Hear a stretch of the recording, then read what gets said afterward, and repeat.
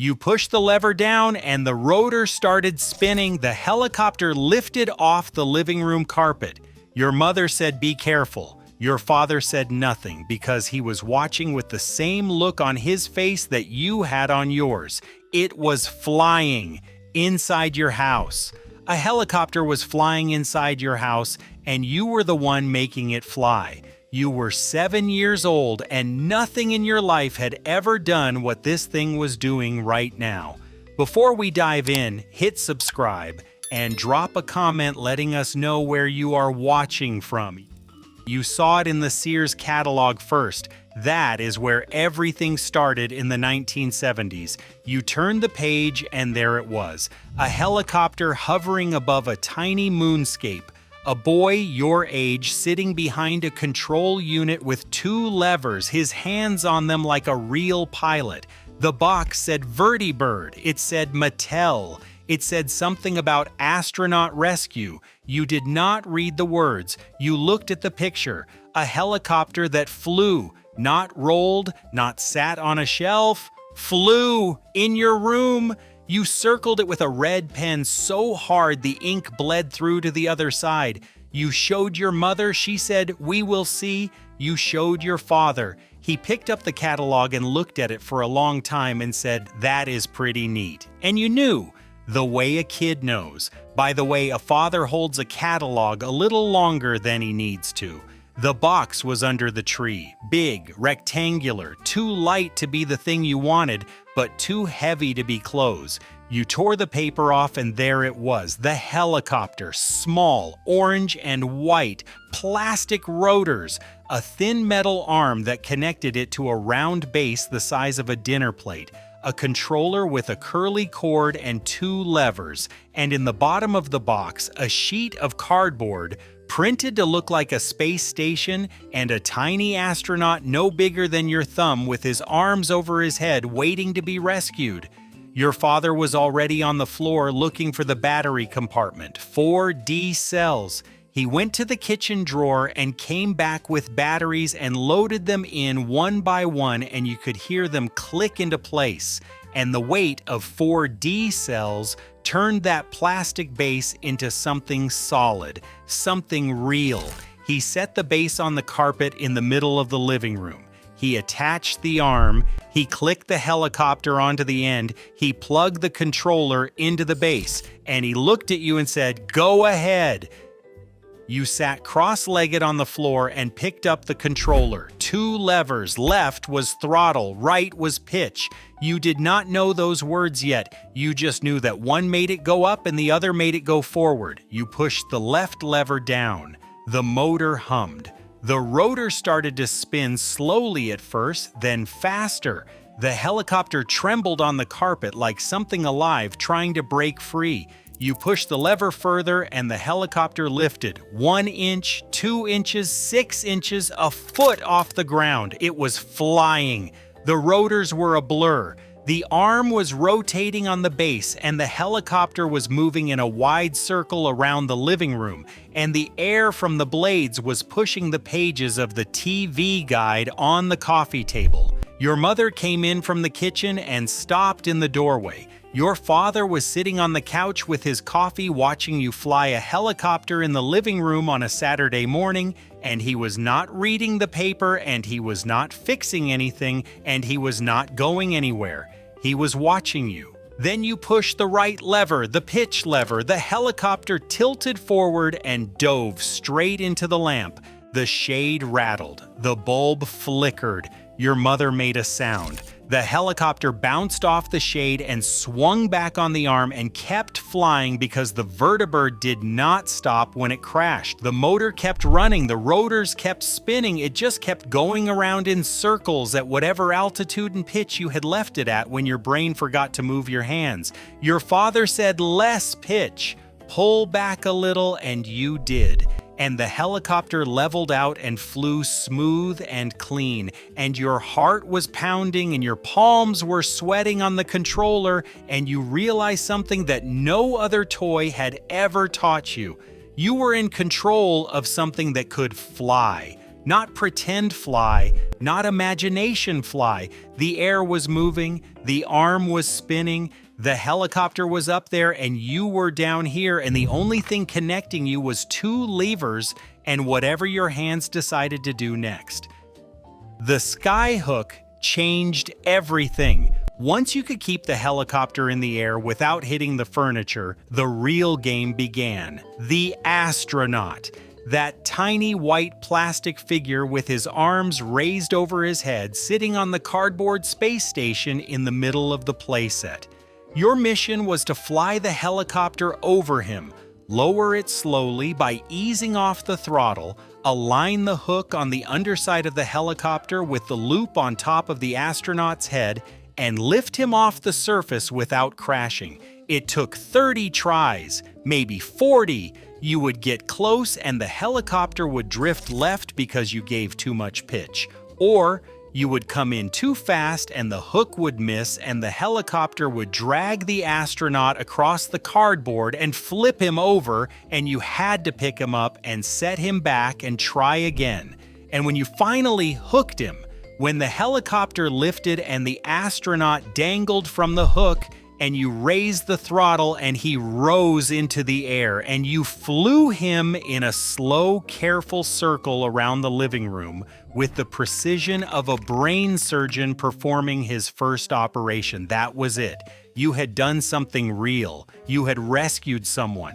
The astronaut was plastic and the helicopter was on an arm, and you were sitting on the carpet in your pajamas, but none of that mattered.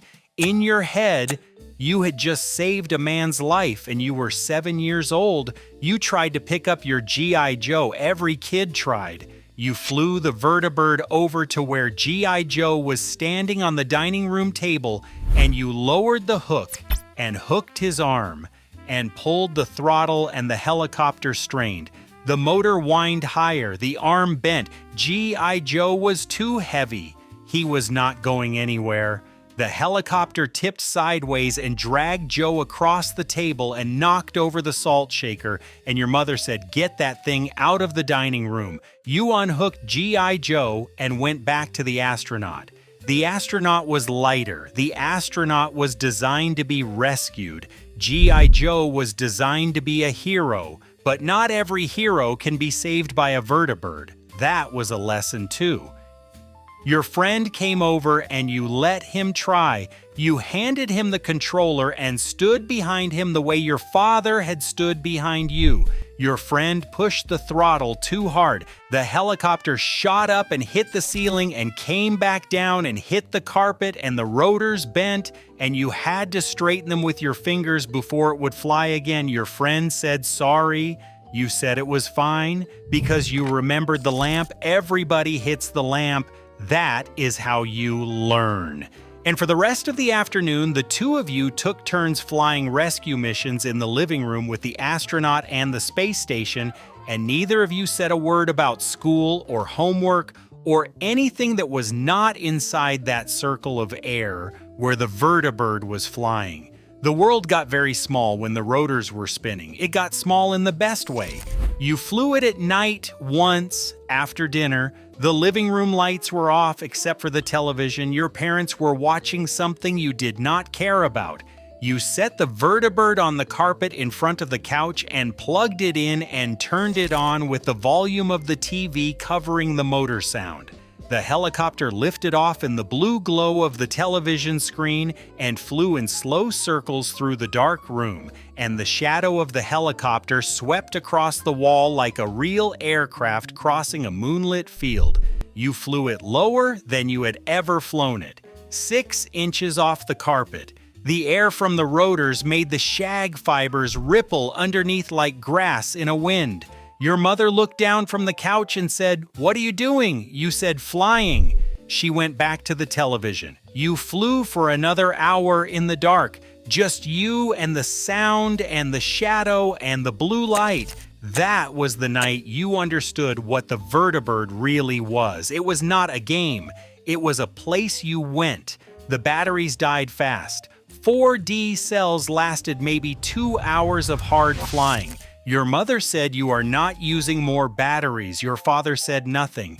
He went to the garage and came back with a small transformer he had wired to a plug, 6 volts. He connected it to the battery terminals inside the base with alligator clips, and suddenly the VertiBird ran on house current and it would fly forever. It flew faster because the voltage was steadier than dying batteries, and your father stood there with his hands on his hips like he had just solved the energy crisis. You looked at him and understood for the first time in your life that your father was an engineer. He did not have that title. He worked at the plant or the office or the shop, but he was an engineer because he looked at a problem and fixed it with a wire and a plug and a transformer, and the VertiBird flew better than it had ever flown because of him. There were 13 versions. You probably did not know that. Astronaut Rescue was the first, then Air Police with a tiny plastic car for the helicopter to chase.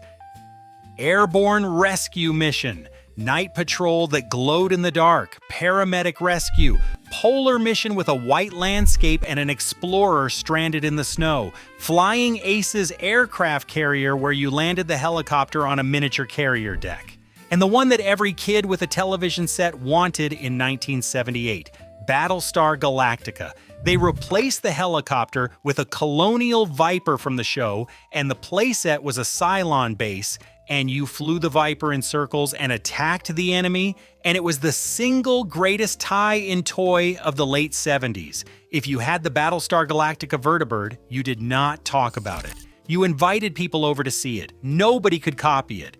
Remco tried with a Star Trek version. It looked better, but flew worse. Marx tried, Stanzel tried, Lakeside and Ideal and Milton Bradley each made their own version, and not one of them came close. The original Mattel VertiBird had something in the engineering that nobody could replicate. The balance of the arm, the spring that assisted lift, the pitch control that actually felt like you were flying. It was one of those rare toys where the engineering was so far ahead of the price point that you got something that should have cost 3 times as much, and that is also why it broke. The spring. You need to know about the spring. Inside the base, there was a small universal joint made of a coiled spring that transmitted the motor's rotation to the arm.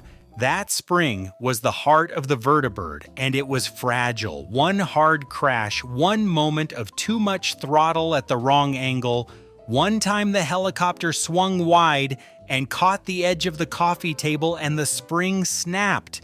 And when the spring snapped, the VertiBird was dead. The motor would run, but the arm would not turn. The helicopter sat on the carpet and vibrated, but it would not fly.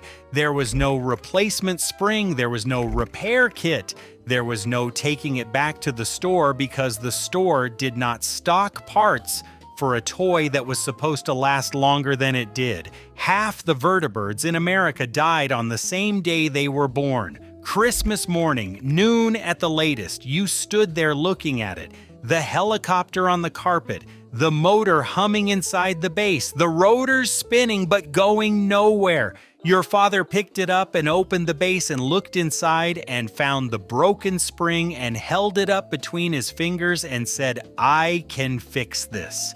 And maybe he did. Maybe he wound a new spring from a piece of wire in the garage. Maybe he epoxied the broken ends together. Maybe it worked for another week or another month before it broke again. Or maybe it sat on the shelf in your closet for the rest of your childhood. The helicopter still attached to the arm. The astronaut still sitting on the space station waiting to be rescued by a machine that would never fly again. Mattel stopped making them in the early 80s. There was no announcement, no press release, no last model rolling off the line. They just stopped. The VertiBird disappeared from the catalog the way a character disappears from a television show between seasons. One year it was there, the next year it was not. Mattel was already making other things, electronic games, He-Man. The world had moved on to blinking lights and microchips, and nobody was asking for a toy helicopter that flew on a stick powered by D batteries. But the boys who had flown one knew something that the boys who came after would never know. They knew what it felt like to hold two levers and make something fly, not on a screen, not with a joystick, in the air, in the room, 3 feet from your face, real air moving past real blades, making a real sound that you controlled with the pressure of your thumbs. A man in a workshop made a new one last year. He 3D printed every part, gave it a modern motor and a modern controller, and it flies like the original. He posted a video of it flying in his garage, and the comments are all the same. Men in their 50s and 60s saying they had one. Mine broke on the first day. My dad fixed it with a wire. I can still hear the sound. I can still feel the levers. One man wrote that he flew his for 6 years, that it never broke, and that he did not know what he did differently, but that VertiBird was the best thing he ever owned, and he has never forgotten the sound it made when it lifted off the carpet on a Saturday morning with his dad sitting on the couch watching him.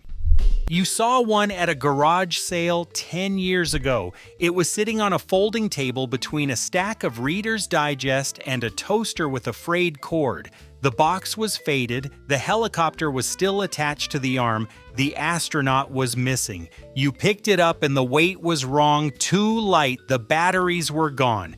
You turned it over and looked at the base, the motor housing and the pitch control ring, and you could see the spring through the gap in the casing, and it was intact. You looked at the woman behind the table and she said $5. You gave her $5. You did not haggle. You drove home and went to the garage and found 4D batteries and loaded them in. You set the base on the workbench, plugged in the controller, and pushed the throttle lever down, and the motor caught. The rotor spun, the helicopter lifted off the workbench, and it flew in a circle around your garage.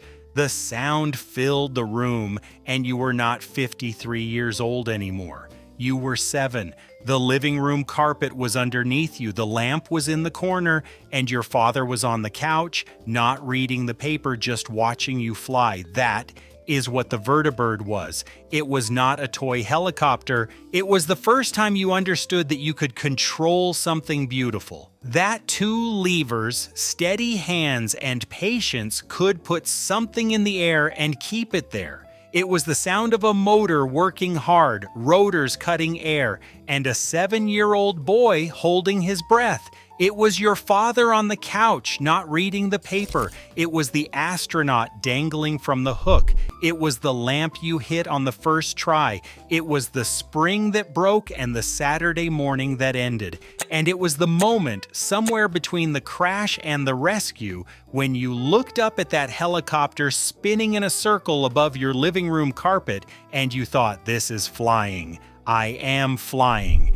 And for a few minutes, you were. If you had a VertiBird, tell us which set. Tell us if it survived Christmas. Tell us if your dad fixed the spring. If yours is still on a shelf in the closet with the astronaut still waiting, maybe it is time to take it down. I read every single comment.